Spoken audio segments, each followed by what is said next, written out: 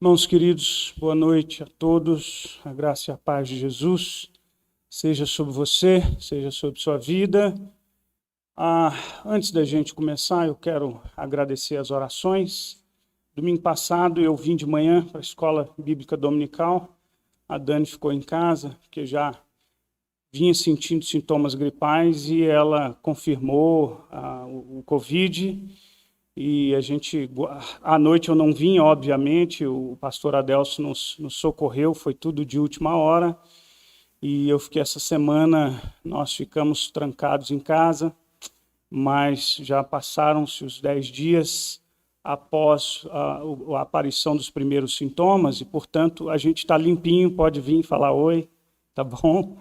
E Deus foi muito bom, a Dani só teve sintomas gripais, eu e as meninas absolutamente nada. E a gente é grato a Deus, a gente vê que é uma doença que afeta algumas vidas de forma tão drástica, né? E creio também, pela graça de Deus, já efeito das vacinas também, afetou a gente de uma forma bem amena, e, portanto, eu reitero minha gratidão. Muitas pessoas nos ligaram, mandaram mensagens e manifestaram aí as suas orações por nossas vidas. Eu louvo a Deus. Estamos bem, louvado seja o Senhor por isso. Vamos abrir as nossas Bíblias. Agora a gente deu um intervalo, semana passada a gente vinha seguindo. Hoje nós vamos vamos continuar no capítulo 6. Se você nos visita, nós estamos aqui pregando a palavra de Deus, expondo a segunda epístola de Paulo aos Coríntios. E hoje nós vamos... A gente vai para o capítulo 6, versículo 14. Esse texto, acredito eu, também é um texto conhecido seu, você possivelmente já ouviu em algum momento. Vamos abrir as nossas Bíblias, a gente vai ler são poucos versículos, até o capítulo 7, o versículo 1. Segundo aos Coríntios, capítulo 6, a partir do verso 14, eu vou ler. Você, por favor, acompanhe aí na sua Bíblia, tá bom? Diz assim a palavra do Senhor. Não vos ponhais em julgo desigual com os incrédulos, porquanto que sociedade pode haver entre a justiça e a iniquidade? Ou que comunhão da luz com as trevas? Que harmonia entre Cristo e o maligno? Que união do crente com o incrédulo? Que ligação entre ao santuário de Deus e os ídolos? Porque nós somos santuários do Deus vivente, como ele próprio disse. Habitarei e andarei entre eles, serei o seu Deus e eles serão o meu povo. Por isso, retirai-vos do meio deles, separai-vos. Diz o Senhor, não toqueis em coisas impuras, eu vos receberei. Serei o vosso Pai, e vós sereis para mim filhos e filhas, diz o Senhor Todo-Poderoso. Tendo, pois, ó amados, tais promessas, purifiquemo-nos de toda impureza, tanto da carne como do espírito, aperfeiçoando a nossa santidade no temor de Deus. Vamos orar ao Senhor? Feche seus olhos. Vamos falar com o Senhor. Pai querido, eu quero te agradecer pelo privilégio de nós estarmos aqui reunidos como Igreja de Jesus, nesse momento tão importante, de nós juntos oferecermos a Ti um culto de louvor e gratidão, nós juntos adorarmos o Senhor e cantarmos os louvores do Senhor e as maravilhas que o Senhor tem feito por nós. E nessa hora que sempre nós lidamos com muito temor e com muito respeito, Senhor, nós pedimos ao Senhor que prepare os nossos corações. Eu imagino que há todo o tipo de coração e expectativa. Há aqueles que vieram para cá sedentos, aqueles que vieram aqui por mero hábito, repetição de um hábito dominical, aqueles que estão aqui confusos, tristes, cansados, não sei. Mas o Senhor conhece os nossos corações e é o Senhor quem trabalha em nossos corações. A minha oração é que a tua palavra fale a cada um de nós e nós precisamos do Senhor. Porque se não for pelo Senhor, nós sairemos daqui exatamente como entramos. O meu desejo, pois, é que o seu nome seja glorificado. E que quando a gente sair daqui, a gente saia daqui com o coração fervendo, cheio, com o coração desejoso de aplicar as tuas palavras nas nossas vidas. E por isso nós clamamos ao Senhor. Fala aos nossos corações, em nome de Jesus. Amém. Amém. Irmãos, é preciso que você se lembre que os textos, os 2 sermões anteriores, nós falamos acerca da reconciliação. O apóstolo Paulo fala do ministério da reconciliação. Que nós fomos reconciliados com Deus e nós, eu e você que fomos reconciliados com Deus, fomos chamados também para participarmos do ministério da reconciliação.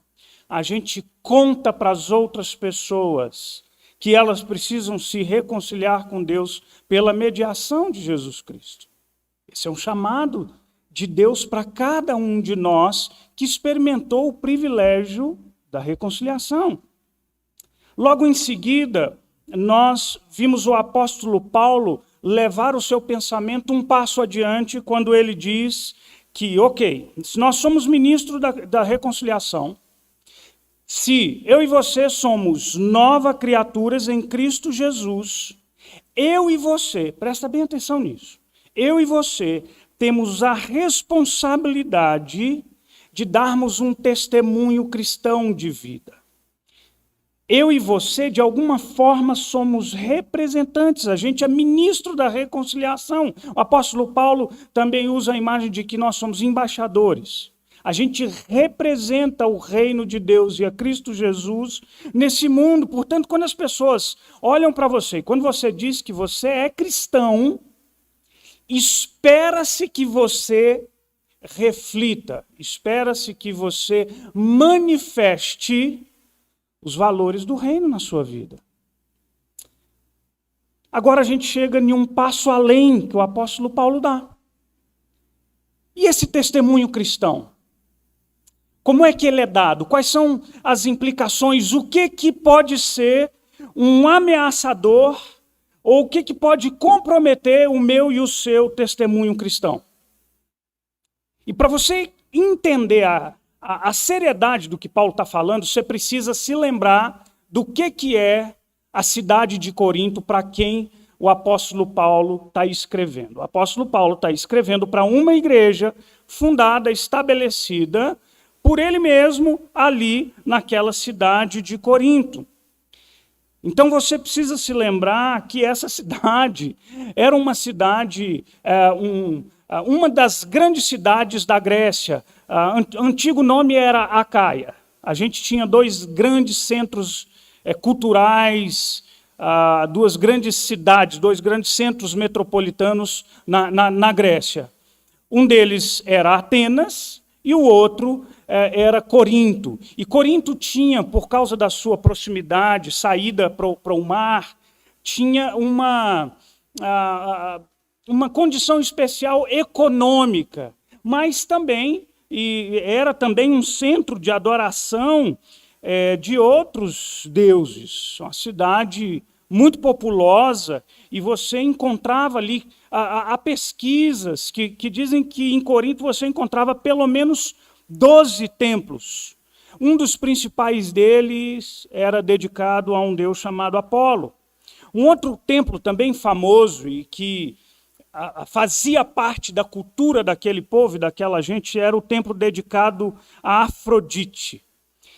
Esse nome talvez lhe seja um pouco familiar. Afrodite é a chamada deusa grega do amor, da beleza e do sexo na mitologia grega.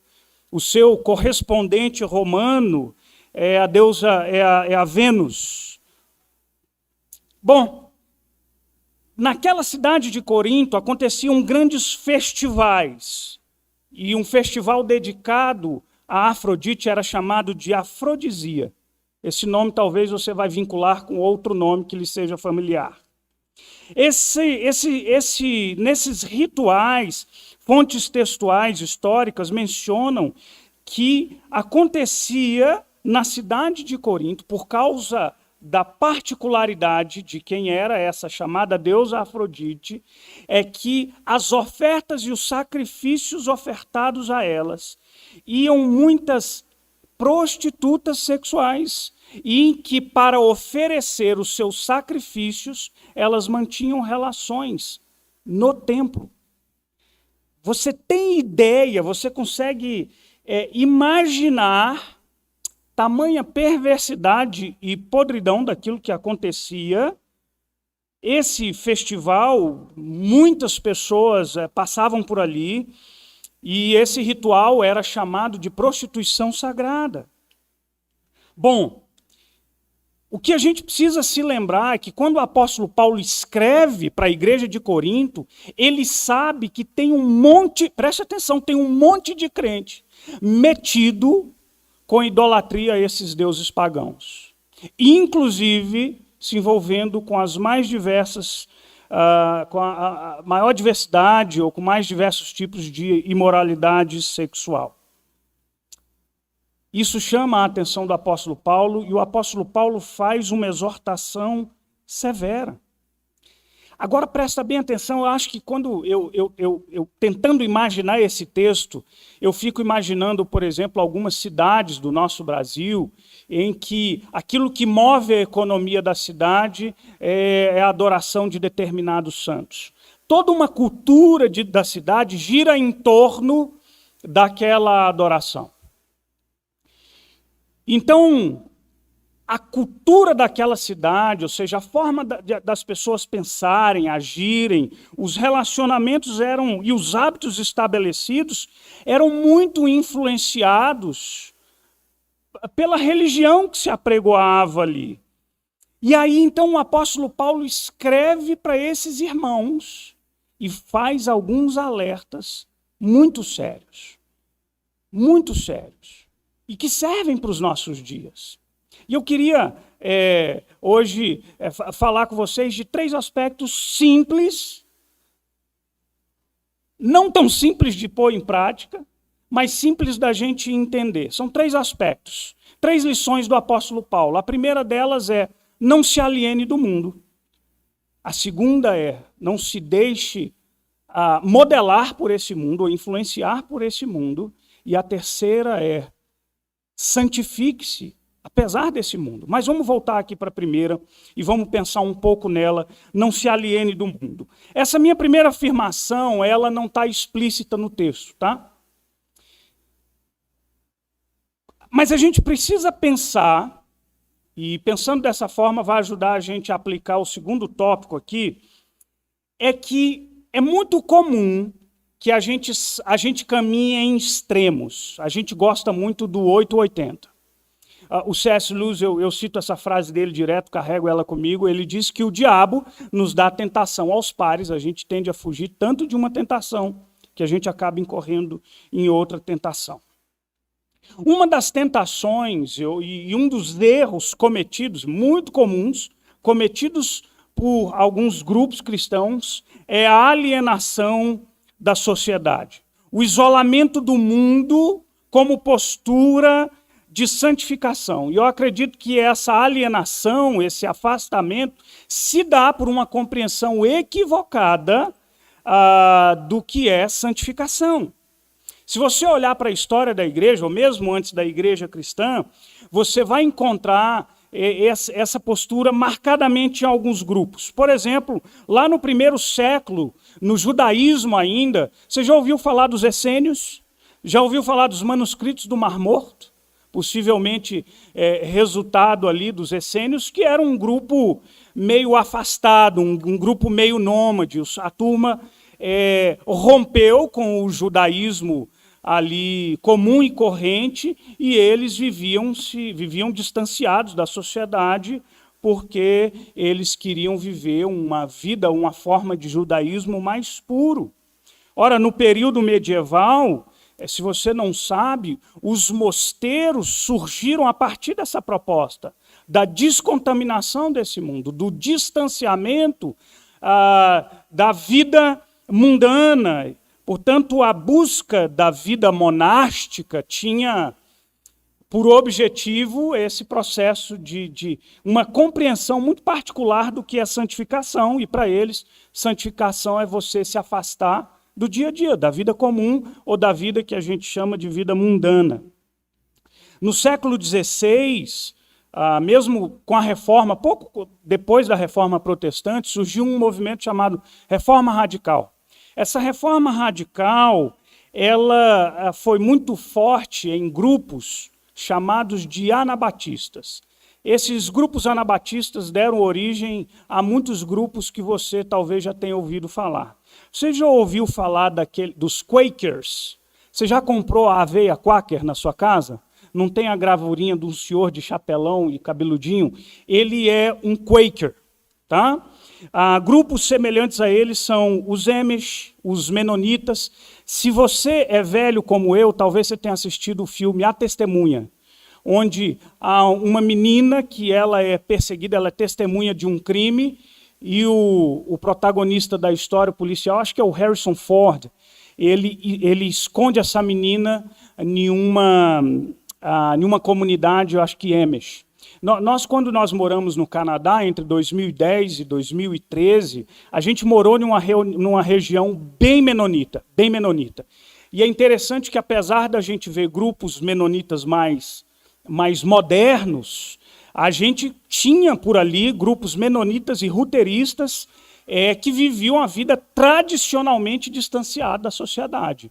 E vira e mexe, você encontrava, às vezes, na cidade, no McDonald's, aquelas mulheres com um chapéuzinho aqui, com uma saia, uma forma bem particular de se vestir, eram grupos menonistas mais tradicionais. Eles não gostam, inclusive, da modernidade. É um grupo extremamente trabalhador, eles vivem de produção agrária, mas é curioso, por exemplo, eles pegam dinheiro, eles compram um carro zero, mas eles não gostam de tecnologia. Sabe o que eles fazem? Aí tira o rádio do carro. Aí destecnologiza um pouquinho, né? E é muito curioso, por quê? Porque, novamente, a ideia de santidade é a ideia de afastamento do mundo. Você precisa entender o que é santificação. Tá bom? Em seu sentido mais básico, quando a gente olha, a gente tem duas palavras no Antigo Testamento, que é kadosh, e no Novo Testamento, a palavra referente é hagios. O sentido original e mais básico é separação. Aí que a gente precisa tomar um cuidado, tá bom? Porque é separação no sentido de que, presta atenção, quando nós falamos da santidade de Deus, a gente precisa entender que Deus é santo, no sentido de que ele é separado, ele é distante, ele é distinto de tudo aquilo que ele criou. Só ele é criador, tudo o mais é criatura. Tá bom? Mas esse Deus também, santidade, também se refere aos aspectos da perfeição moral de Deus. E quando a gente aplica o conceito de santidade para nós somos santos no sentido que nós fomos separados para sermos de Deus. Você foi chamado e separado para pertencer a Ele. E sendo dele, você precisa refletir o caráter moral desse Deus. Agora vem o ponto-chave para a gente entender. O Deus que nos chama para sermos santos, nos coloca no mundo para que esse mundo olhe para a nossa santidade, e através da nossa santidade, a gente reflita a glória daquele que é santo. Efésios 1:4, assim como nos escolheu antes da fundação do mundo para sermos santos e irrepreensíveis perante ele em amor. Preste atenção, você foi separado para ser santo, mas você foi colocado nesse mundo, para ser santo nesse mundo. 1 Tessalonicenses 4:7, porquanto Deus não nos chamou para impureza, e sim para santificação. Então presta atenção, Como filhos de Deus e regenerados, a nossa santificação, ela precisa nos distinguir das outras pessoas. Isso fica claro para você? Você precisa, de alguma forma, distinguir-se daquele que não é cristão. E, portanto, eu posso dizer que, de alguma forma, até isso, obviamente, vai nos separar de alguma forma, vai estabelecer algumas fronteiras. Eu me envolvo até aqui é lícito eu me envolver. Mas, por outro lado, a minha santificação me distingue, mas não me isola. Percebe a diferença? Você quer ver um texto muito simples de Jesus que coloca por terra essa ideia de uma santificação sendo compreendida a partir da perspectiva de um isolamento desse mundo? Vocês lembram a oração sacerdotal de Jesus? Jesus estava caminhando para a cruz e ele clama ao Pai. A gente chama assim de oração sacerdotal porque é uma oração intercessória em favor de seus discípulos. E Jesus ora assim dizendo no capítulo 17, versículo 15: não peço que os tires do mundo, e sim que os livre ou os guardes do mal. Nós não fomos chamados para nos isolar do mundo. Nós fomos chamados para sermos santos no mundo. Não foi isso que Jesus chamou? Para que eu e você fôssemos sal e luz. Olha o texto de Filipenses para provar que a compreensão de Paulo acerca de santidade não era uma compreensão de isolamento. Lá em Filipenses 2,15 ele diz assim: para que vos torneis irrepreensíveis e sinceros, filhos de Deus inculpáveis no meio de uma geração pervertida e corrupta, na qual resplandeceis como luzeiro. Você é luz e você não pode ser tirado desse mundo, senão ele vai ser entregue às trevas. Você precisa brilhar no meio das trevas, mas você não pode se tornar treva. Você precisa salgar uma terra sem sabor, mas você não pode perder o sabor. A nossa presença precisa ser uma presença abençoadora, não alienadora. Eu acho que o Tim Keller entendeu muito bem esse texto. Ele escreve isso no livro Igreja Centrada, quando a Bíblia ele olha para o termo parapidemoi, que é forasteiro. A Bíblia não diz que você é peregrino, forasteiro. Eu acho que muita gente entende essa ideia de ser forasteiro no mundo de uma forma equivocada. Eu acho que tem alguns crentes que vivem só esperando o dia de morrer. É como se a vida cristã fosse a arte do bom morrer. Não, eu quero dizer para você que a vida cristã também é a arte do bem viver, tá bom? Porque você foi chamado para a vida. E essa vida, ela não é um mero intervalo entre o nascer e o morrer. Ela é mais do que isso, ela é vida e vida abundante, dada a você para desfrutar desse dom precioso para a glória de Deus. Olha só o que o Tim Keller diz, ele diz que os cristãos eram chamados forasteiros justamente por sua consciência de finitude, de que o nosso tempo aqui nessa vida era passageiro. E nós temos uma cidadania celestial. Mas presta atenção, o Tim Keller prefere a tradução residente estrangeiro. Residente estrangeiro. Um amigo meu acabou de pegar, ele está no Canadá hoje, ele acabou de pegar o... Ai, gente, como é que chama? O visto de permanência. E ele se tornou um residente. Ele ainda não tem o status de cidadão, mas ele mora lá com todos os privilégios legais de um cidadão daquele país. Presta atenção numa coisa. A ideia de um residente estrangeiro é diferente, às vezes, da ideia de um mero forasteiro. E aí, olha só o que o Tim Keller diz, abre aspas. Para o residente estrangeiro, seu compromisso maior é com a sua pátria, com os seus valores e princípios. No entanto, seu país de residência temporária é outro. E embora sua cidadania seja outra, eles participam completamente da vida cotidiana do país onde residem. Eles não vivem como turistas, pois eles não estão simplesmente de passagem. São seguidores de Jesus, cidadão da cidade de Deus, mas habitantes da cidade dos homens. O seu compromisso primário pertence ao Senhor e ao seu reino, mas vivem buscando o bem do lugar onde eles vivem. Entendeu a diferença? Você é um residente estrangeiro. Isso quer dizer, Deus te colocou nesse país, nessa cidade, no seu endereço. Você mora em Taguatinga, Águas Claras, Samambaia, Plano Piloto, não sei onde você mora.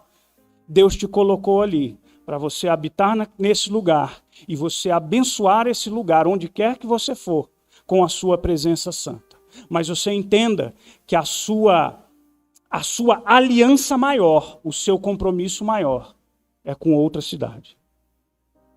A sua cidadania é outra. Você reside nesse mundo. Então, eu quero que isso fique muito claro, que a ideia de santificação não é uma ideia de alienação. Não faça isso. Você vai cometer um erro muito, muito ruim.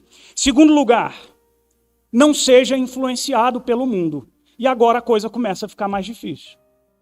Por quê? Porque a gente lida com uma certa sutileza, há uma certa tensão, e que vai demandar de mim e de você muita sabedoria. Se por um lado você não deve se isolar do mundo, por outro, você não pode ser modelado por esse mundo. E aqui qual é o cuidado que a gente precisa tomar? Lembra que eu falei dos opostos que a gente vive? Por um lado, o isolamento, a gente pode chamar isso de separatismo. Por outro, é a não diferenciação do mundo. E a gente chama isso de mundanismo.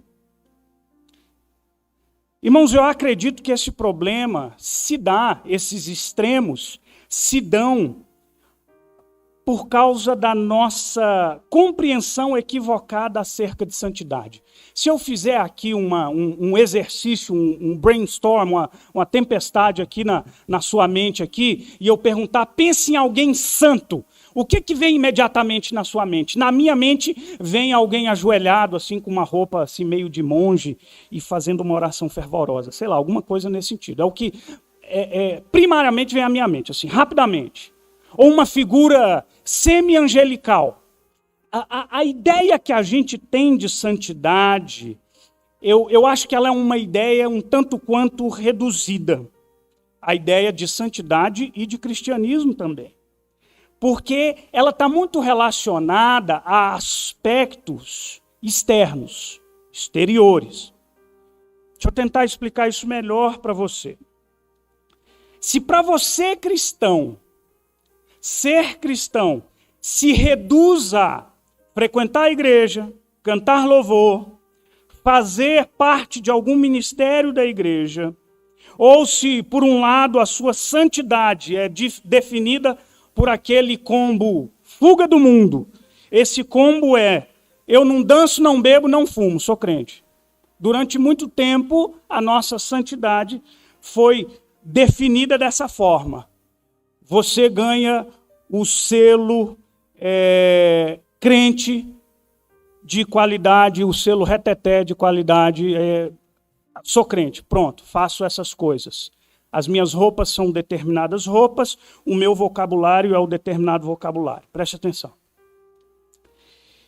É claro que a vida cristã, ela vai me levar a um envolvimento com a igreja. Eu não tenho dúvida disso. Mas a vida cristã é muito mais do que isso.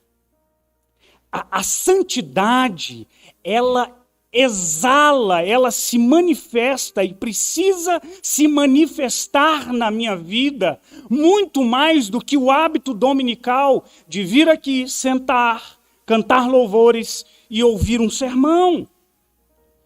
O meu cristianismo, quando ele é reduzido a uma meia dúzia de usos e costumes, ele é muito fácil de mimetizar.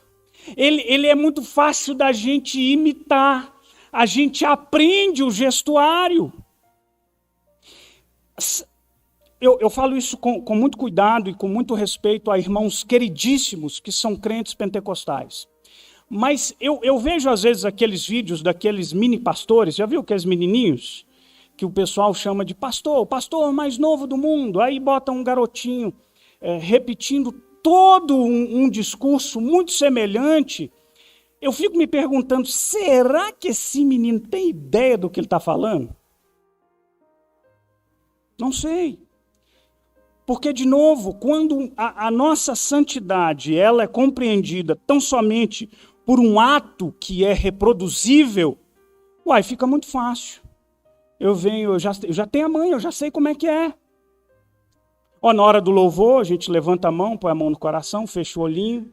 Alguns na hora da bênção, põe a mãozinha assim, derrama Senhor, derrama Senhor. A gente fala um evangeliquez, a gente coloca um irmão na frase aqui, acolá. Bota um versículozinho aqui, acolá. Pronto. Presta atenção. O cristianismo mimetizado, a santidade estereotipada, ela pode até fazer você ir à igreja, mas o seu coração vai continuar distante de Deus. Pode até permitir que você goste de ajudar e exerça algum cargo, mas você sempre fará isso buscando a sua glória e não a glória de Deus. Pode até fazer com que você se emocione com um sermão bonito, mas o seu coração vai continuar duro e rancoroso. Pode até fazer você cantar, mas a sua língua continuará maledicente. Você ainda será refém de si mesmo e dos seus pecados. A vida cristã verdadeira é fruto de um coração que foi entregue a Deus sem reservas. O maior mandamento é amar a Deus sobre todas as coisas e o próximo como a ti mesmo.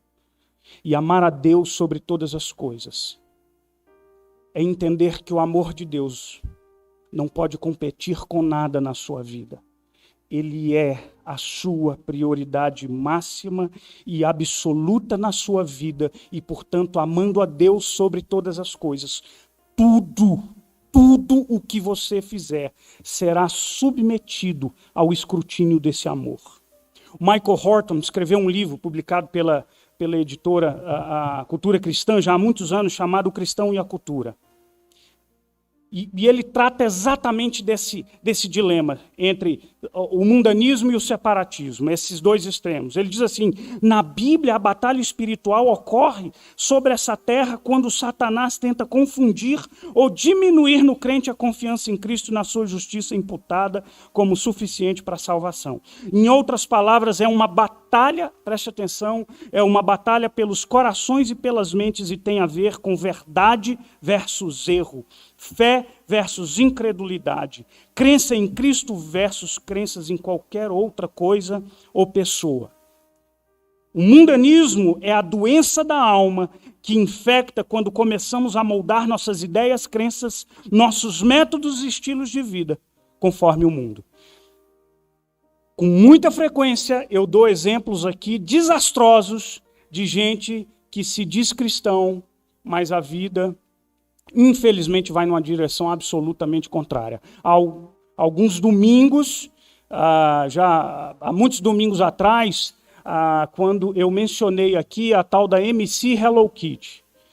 Ela era uma menina, chefe do tráfico em um dos morros do Rio de Janeiro. Essa menina foi morta, ela tinha 19 anos de idade, tem vídeos dela no YouTube, com armas pesadíssimas, atirando para cima. E na reportagem que eu li, Correio Brasiliense, logo em seguida à sua morte, dizia, lamentando o envolvimento de uma menina tão jovem com o tráfico de drogas, e dizia assim, puxa vida, ela tentou ser cantora evangélica, mas aí não deu, aí foi para o tráfico. Mas como é que essa prova cai na mesma prova do Enem? Essas opções, elas podem caminhar lado a lado? Essa pessoa não entendeu o que é a vida cristã. O problema da comunidade de Corinto era exatamente essa adequação aos padrões contrários aos padrões de Deus. Eles se permitiam modelar ao estilo de vida daquelas pessoas, é o que o apóstolo Paulo diz, eles se colocavam em julgo desigual. Você sabe o que é julgo? Essa é uma palavra tirada de um contexto rural. O julgo é aquela canga, aquela parelha, aquela peça de madeira que se encaixa sobre a cabeça dos bois, para colocá-los ali lado a lado, para eles puxarem um arado. Se você bota um animal maior que o outro, vai ser ruim. Então você precisa de preferência, aliás, o texto de Levítico diz isso, né? Não bota um boi com outro animal, coloca os animais pareadinhos ali, porque senão vai ser um jugo desigual. O apóstolo Paulo chama essa imagem dizendo assim, você não pode se colocar em jugo desigual. E aí no versículo 14 em diante, dá uma olhada aí na sua Bíblia, o apóstolo Paulo lança mão de algumas perguntas retóricas para colocar em evidência a incoerência desses irmãos. E aí ele diz assim, versículo 14, porquanto, que sociedade pode haver entre justiça e iniquidade? Ou que comunhão da luz com as trevas? Versículo 15, que harmonia entre Cristo e o maligno? Algumas Bíblias estão Cristo e Belial. Ou que união entre crente e incrédulo? Que ligação há entre santuário de Deus e ídolos? Então olha aqui para mim, eu repito, não quer dizer que você não possa ter conhecidos, pessoas do seu convívio, que não sejam cristãs. Aliás, o apóstolo Paulo tratou disso, e ele disse que se fosse optar por isso, você tinha que sair do mundo, porque não tem jeito. O que ele está dizendo é que a sua associação com pessoas que não são cristãs, não podem romper as barreiras e os limites do comprometimento, do nosso compromisso com Deus, do comprometimento ético, cristão. E é isso que essa gente começou a fazer. Olha as palavras que Paulo usa, diz assim, houve sociedade, comunhão, harmonia, união, ligação, entre coisas que são contrárias. Não pode haver, não dá, não tem jeito. Não pode ter esse nível de envolvimento. E se lembra que o apóstolo Paulo está dizendo para uma turma que estava indo às feiras, aos mercados, e onde sacrifícios eram oferecidos, as comidas a ídolos e a imoralidade sexual e toda sorte de impureza, e essa turma estava lá, beleza. Paulo dizendo, está errado, gente. Os cristãos de Corinto estavam caminhando para um caminho muito perigoso. Não havia distinção. Na verdade, havia modelagem. Eles estavam sendo iguaizinhos. Iguaizinhos. E aí, eu preciso chamar a sua atenção. O apóstolo Paulo, por 2 vezes, se você precisa ler a primeira carta dos Coríntios, leia do capítulo 6 ao capítulo 11. Você lembra que Paulo diz assim, todas as coisas me são lícitas, mas nem todas me convêm. Todas as coisas me são lícitas, mas não deixarei me dominar por nenhuma delas. Esse texto é citado 2 vezes, capítulo 6 e capítulo 10. Uma vez, o contexto é o apóstolo Paulo criticando o pessoal participando das festas, dos manjares, das comidas oferecidas aos ídolos, e ele estava chamando ao cuidado que era preciso tomar. No capítulo 10, havia a questão da imoralidade sexual. E no capítulo 6, versículo 15 em diante, o apóstolo Paulo vai... perdão, eu inverti, tá bom? A imoralidade sexual se trata lá no capítulo 10. E no capítulo 6. No capítulo 6, vai ver, Paulo vai exortar essa turma de forma muito veemente, dizendo assim, olha, sabe que o seu corpo é templo do Espírito Santo? Que ele foi santificado? Os vossos membros, os vossos corpos são membros de Cristo. E sendo membros de Cristo, a gente não pode torná-los membros de uma meretriz. É o que diz lá do versículos 15 em diante, capítulo 6. Entende que santificação precisa ser uma compreensão profunda, porque ela vai afetar tudo que você faz, mais do que isso, tudo que você é. Agora presta atenção, e sobretudo, jovem, adolescente, para todos nós, é porque eu tenho uma preocupação, obviamente, bem acentuada com a turma mais jovem. É fato que você sai daqui, a gente não encontra aí altares como antes se encontrava no Império Romano. A gente vive numa era secular. Mas não se iluda, tá? Embora você não vai encontrar aí afora altares dedicados a Apolo, a Afrodite, ou carne sacrificada a ídolos, ali na feira da QND, na feira ali de Taguatinga Sul, da Vila Dimas, mas ainda você vai encontrar muita gente que se prostra diante de outros deuses. E eu preciso relembrar a você, tome muito cuidado, porque João Calvino já dizia que o nosso coração é uma fábrica de ídolos. O seu coração, ele é essencialmente adorador, ele vai procurar alguém para adorar. Mas você diz assim, não creio em Deus, então você vai adorar alguma outra coisa. E há muitos altares seculares na nossa vida. Eles estão disfarçados e legitimados pela nossa cultura, mas ainda são ídolos. São donos dos nossos corações. Sabe o que é um ídolo? É aquilo que te governa, é aquilo que você obedece, é aquilo que direciona as suas decisões, é aquilo que dita os rumos da sua vida. Quem é que faz isso na sua vida? Você diz assim, é Deus. Mas se você analisar bem, possivelmente é o seu trabalho, é a sua preocupação com a beleza ou com o corpo, é o seu desejo de ganhar mais dinheiro, é a sua ânsia por poder ou conforto, eu não sei. Há muitos deuses aí afora. E aqui então eu quero chamar a sua atenção. Você, menino, menina, jovem, adolescente, que está inserido no mundo, você está ligado na internet, você está vendo as chamadas trends ou, sei lá, os vídeos que viralizam na internet ou aqueles chamados influenciadores digitais. Quem é que forma a cabeça do seu filho? Quem são os heróis? O Cazuza já cantava que os heróis dele morreram de overdose. Pois não eram bons heróis. E os seus? Olhe bem dentro de você e eu preciso te desafiar. E você é adulto também. Não importa a sua idade. Mas olhe com as lentes da palavra, porque os ídolos eles estão tão arraigados no nosso coração que eles já fazem parte da nossa anatomia. Você olha e nem percebe.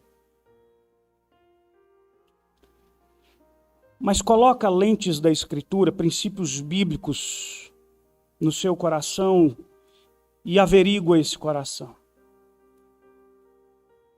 Quando você se veste influenciado pelos deuses da sensualidade ou pelo bom senso do cristianismo, que não precisa ser legalista para fazer a gente vestir bem, mas que precisa colocar em mim a consciência de que meu corpo é templo do Espírito Santo. Você, quando lida com dinheiro, você é guiado por princípios cristãos ou você tem a capacidade de perceber quão usurário você é, ganancioso? Quais os lugares que você frequenta?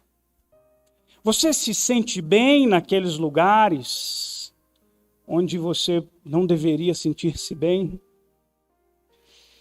Irmãos, eu não sei. Eu sei que o apóstolo Paulo está condenando um perigo muito grande. Porque os idólatras não herdarão o reino dos céus. Não importa qual seja a idolatria. Aqui eu quero terminar com o meu último tópico. Santifique-se apesar do mundo.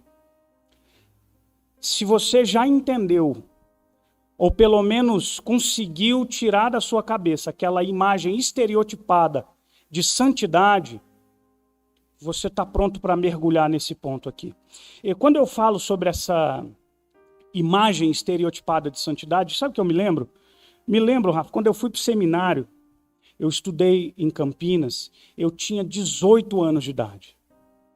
Eu tinha plena convicção de que eu vou ser pastor. Mas eu tinha uma convicção no coração. Eu falei assim, ok, a minha vida vai ser triste, mas eu vou servir a Deus.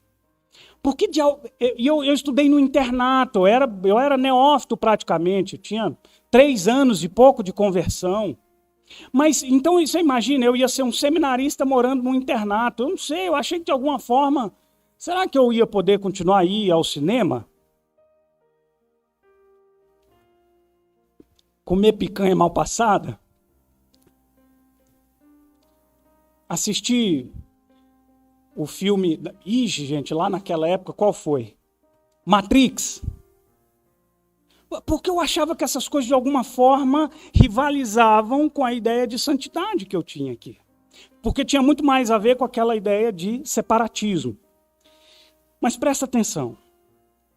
Quando a gente entende o que é santidade, entende que você não deve estar isolado do mundo, mas que você deve ser diferente desse mundo, eu quero que você tenha o bom senso e que deixe a santidade decidir.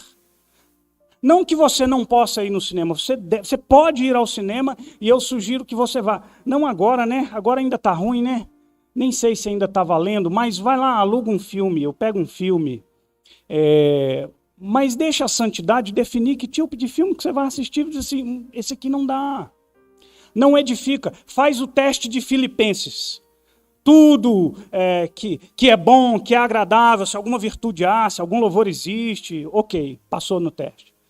Cara, esse negócio vai me fazer um mal, isso aqui não...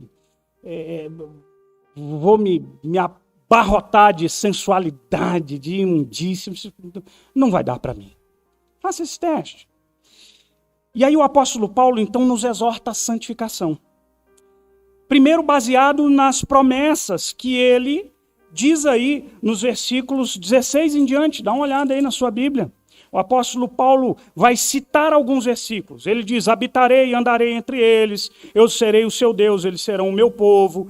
Por isso retirai-vos do meio deles, separai-vos, diz o Senhor, não toqueis em coisas impuras, serei o vosso pai e vós sereis os meus filhos. São 3 citações aqui, são citações de Levítico, Ezequiel e do livro de Samuel. E o apóstolo Paulo diz, baseado nessas promessas, e o que dizem essas promessas? Essas promessas dizem que nós seremos filhos de Deus. Ok. Essas são as promessas. E se você é filho de Deus, você precisa manifestar o caráter desse Deus. Porque você tem um DNA divino dentro de você. Olha o que Pedro diz, lá em 1 de Pedro 1, 15, 16. Pelo contrário, segundo o que é santo, aquele que vos chamou, tornai-vos santo também vós mesmos, em todo o vosso procedimento, porque está escrito, sede santos, você lembra o texto? Porque eu sou santo. Por que você tem que ser santo? Porque Deus é. E você pertence a Ele. E você é nova criatura, refeito, gerado novamente. Tem que haver santidade, é preciso exalar, manifestá-la. Presta bem atenção, mas enquanto a graça é a fonte da nossa esperança, a santidade de Deus é o padrão da nossa santidade. Ele é o nosso parâmetro. Um segundo aspecto pelo qual o apóstolo Paulo baseia a sua ordem aqui, para que a gente se santifique. A gente precisa buscar santificação em todas as áreas da vida. Ou seja, a santificação, se eu puder... A Bíblia tem um outro nome, mas é um nome doído, tá? Chama mortificação. Mas olha que coisa curiosa. A santificação é esse processo de aperfeiçoamento constante. É esse constante modelar a imagem e ao parâmetro divino. O apóstolo Paulo diz lá no versículo 1, capítulo 7, purifiquemo-nos de toda a impureza, tanto da carne quanto do espírito. O apóstolo Paulo tinha 2 coisas na mente, tá? Aqueles pecados contaminadores, ele cita, por exemplo, a prostituição, o homem que se deita com a meretriz, faz um com ela, contamina o corpo. Mas ele tenta fazer essa distinção entre aqueles pecados que maculam a alma e aqueles que diretamente maculam o nosso corpo. Mas a santidade, ela precisa ser manifesta na sua vida em tudo, em tudo, em tudo, em tudo. Pensa amanhã, o Paul Stevens, um autor que é professor no Regent College, ele tem um livro que eu acho o nome maravilhoso, diz assim, e os outros 6 dias? Sabe por quê? Ok. Depois da bênção, você vai levantar a mãozinha, receber a bênção, tchau para casa. Segunda-feira, cadê a santificação? Onde é que ela vai estar na sua vida? Onde é que ela vai manifestar na relação marido e mulher? Onde é que ela vai se explicitar no profissional que você é amanhã, no exercício da sua função, lá no seu trabalho? Você pode dizer que você glorificará a Deus em todas as coisas? O Kevin DeYoung escreveu um livro que eu recomendo sobre santificação, fininho, que se chama A Brecha na Sua Santidade. E tem um trecho do livro que ele chama de A Anatomia da Santidade. Olha que coisa legal. Ele está falando sobre a abrangência da santidade. Ele diz assim, a gente vai concluir. A mente é cheia sobre a santificação, tá? Uma vida santificada. A mente é cheia de conhecimento de Deus e está focado no que é bom. Os olhos se desviam da sensualidade e estremecem ao contemplarem o mal. A boca fala a verdade e se recusa a fofocar, maldizer ou falar o que é vulgar ou obsceno. O espírito é determinado, constante e gentil. O coração está repleto de alegria em lugar de desesperança, paciência em lugar de irritabilidade, bondade em lugar de ira, humildade em lugar de orgulho e gratidão em lugar de inveja. Os órgãos sexuais são puros, estando reservados para a privacidade do casamento entre o homem e uma mulher.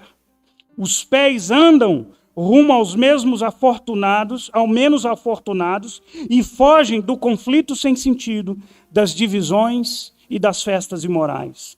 As mãos estão prontas para ajudar e aqueles que têm necessidade e prontas para se juntar em oração. Essa é a anatomia da santidade. Ela precisa manifestar em você em cada aspecto da sua vida. E por fim, o apóstolo Paulo diz que a gente precisa lutar pela santificação, aperfeiçoando a nossa santidade. E aqui eu preciso chamar a atenção para uma coisa muito importante. Enquanto a salvação depende exclusivamente da graça, a santificação depende muito do seu empenho. Já parou para pensar nisso? O John Piper ele tem uma frase maravilhosa, ele diz assim que a santificação ela é fundamentalmente ou primariamente dependente de Deus, mas é decisivamente dependente de nós. Deixa eu tentar te dar um exemplo muito claro e tragicômico. Aquele homem que está olhando a mulher nua pela fechadura, e a cobiça e a deseja, depois ele diz assim, o diabo é sujo. Mas o diabo é sujo? E os seus olhos? Quem são responsáveis por eles? Quem vai fechar os seus olhos? Quem que vai trancafiar os seus dedos na hora de entrar em determinado site da internet? Quem que vai calar os seus lábios antes que saiam daí palavras imundas? Santificação depende de você. Sabe qual é a diferença? É que você hoje tem toda a capacidade de frutificar em santidade. O Jerry Bridges, que também tem outro livro chamado A Busca da Santidade, ele dá 2 exemplos que eu acho maravilhosos nesse sentido. Ele diz assim, o exemplo da santificação. Ele falou assim, pensa num solo fértil. Você tem um terreno lá muito fértil. Esse terreno tem todas as propriedades e o potencial para frutificar. E aí você ora a Deus e diz assim, Senhor, amanhã eu quero colher aqui uma bela de uma melancia. Vai nascer no outro dia? Não. Você precisa limpar a terra, você precisa ará-la, você precisa alimentá-la, você precisa lançar a semente, você precisa regar a terra e um dia você vai colher o fruto. A terra tem todo o potencial, mas você precisa trabalhar nela. Um outro exemplo que o Jerry Bridges dá, ele diz assim, pensa naquele país que venceu uma guerra e estabeleceu o seu governo. Há um novo governo, há um novo reinado naquele pequeno país. Mas ainda há muitos insurgentes e revoltosos. E embora o reinado seja ali dentro há muitas guerras internas. Não é assim com o seu coração? O apóstolo Paulo fala em Gálatas, quando a carne milita contra o espírito milita contra a carne. Você ainda acha que a santificação é aquela coisa do passado? Da sua avó, que orava fervorosamente e cantava todos os hinos da harpa numa tarde só. A santificação é para mim e para você. E eu termino aqui chamando a sua atenção para o fato de que você e eu precisamos entender essa exortação de Paulo. Sabe por quê? Porque santificação não é opção, entendeu? Não é opção. Não é um processo ao qual apenas alguns iluminados de Deus estão sujeitos. E eu repito, eu não estou falando daquela santificação estereotipada. Daquela postura arrogante que faz que você ache que você é melhor do que os outros. Eu estou falando desse constante processo de luta contra o pecado que precisa existir em cada um de nós. Essa constante mortificação persistente nessa natureza pecaminosa que rivaliza contra a vontade de Deus na minha vida. Sabe o que mais? É essa santificação que nos identifica como filhos de Deus. Essa santificação é a evidência palpável e real de que você é um filho de Deus. Então, irmão querido, irmã querida, cuidado com o auto-engano. Cuidado. Cuidado com aquela pecaminosa racionalização que faz com que você justifique os seus próprios atos e nunca chegue ao arrependimento.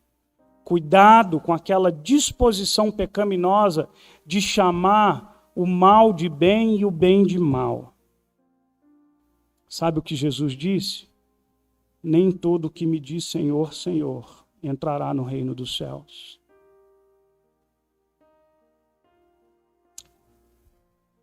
Sabe qual é o meu lamento? Esses dias, essa semana eu estou meio, não sei se é a Covid da Dani, eu estou meio choroso. Acho que está fazendo quase um ano que a minha mãe faleceu. Aí. Então tem uns cânticos que eu não estou podendo ouvir. Aí hoje eu estava mexendo na internet, aí tinha uma moça cantando lindamente com um coral aquela canção Além do Céu Azul. Ah, Jesus, aí acabou comigo. Acabou no bom sentido, me destruiu o meu coração, ao mesmo tempo que me trouxe muito desejo. De cruzar aquela linha, sabe? Sabe qual é a minha tristeza? A minha alegria é saber que eu vou partir um dia para essa nova Jerusalém e eu vou poder... Puxa, estou com saudade de dar aquele cheiro assim na cabecinha branca da minha mãe, mas eu nem sei se essa cabeça vai continuar branca ou se ela vai estar menor do que eu, porque ela vai estar num corpo glorificado.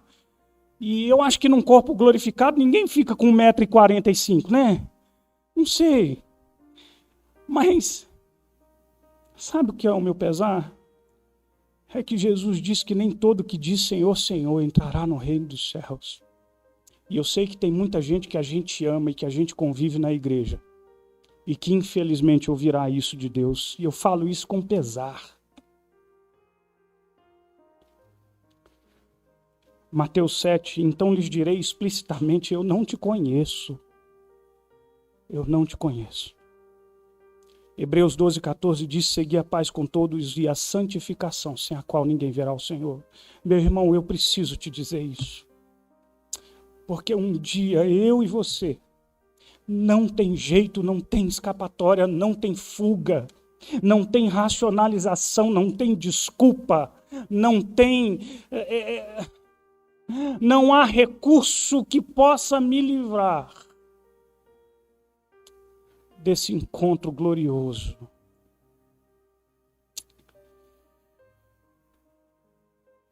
De qual parte você estará? De qual lado? Eu lamento, porque muitos, é o que a Bíblia diz.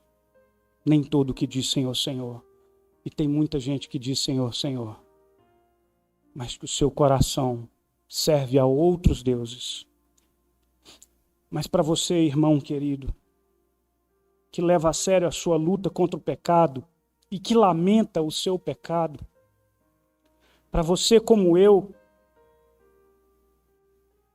que erra mais do que gostaria, para você como eu, que acaba cometendo os mesmos pecados que você mesmo condena, não desiste não, irmão. Porque a santificação é um processo longo.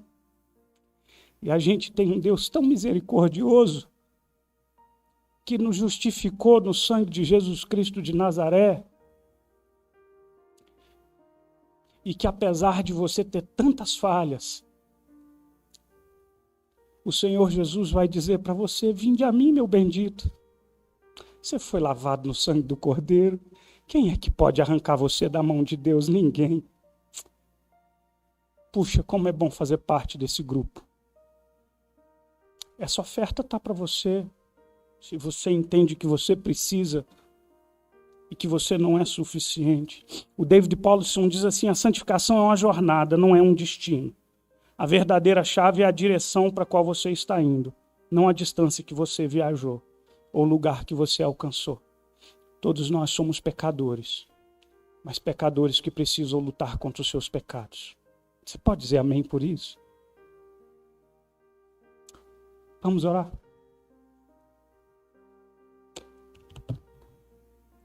Pai querido e santo,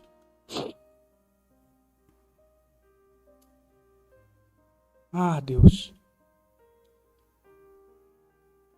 Senhor, eu quero colocar a minha vida e a vida dos meus irmãos queridos diante do Senhor, porque há tanto que nós nos arrependermos enquanto Igreja de Jesus, e eu falo por mim. A minha fidelidade, ela é tão falha. Mas eu sei que sem santificação ninguém verá o Senhor. E se não há o empenho da santificação em nossa vida, a maior probabilidade é que esse coração não nasceu de novo. Não nos deixe no pecado do auto-engano, mas ergue os nossos olhos para Ti. Tem piedade de nós, por favor, Senhor. Olha para esse mundo mau, e que apesar desse mundo, que a gente tenha a alegria de viver na Tua presença. Olha para essa igreja, primeira igreja presbiteriana de Taguatinga. Eu sei que todos nós somos pecadores, mas coloca dentro de nós um desejo firme, sólido e profundo da gente lutar contra esse terrível pecado que tanto entristece o nosso Senhor. Livra os nossos jovens, adolescentes, nossas crianças do engano, da mentira. Arranca dos nossos corações os deuses, os ídolos de uma era secular que se disfarçam e se estabelecem com uma certa legitimidade cultural, e então a gente ama o dinheiro, ou ama o status, ou ama o poder, ou qualquer outra coisa, e nem percebe que a gente serve tantas coisas muito mais do que a Deus. Tem piedade das nossas vidas. Olha para a igreja de Jesus, olha para nós, perdoa os nossos pecados, por favor, por favor. E muito obrigado, porque o Senhor nos ofereceu uma salvação gratuita através do sacrifício de Jesus na cruz do Calvário. Louvado seja o Teu nome por tudo, e louvado seja o Teu nome por Teu imenso amor em Cristo Jesus. Amém e amém.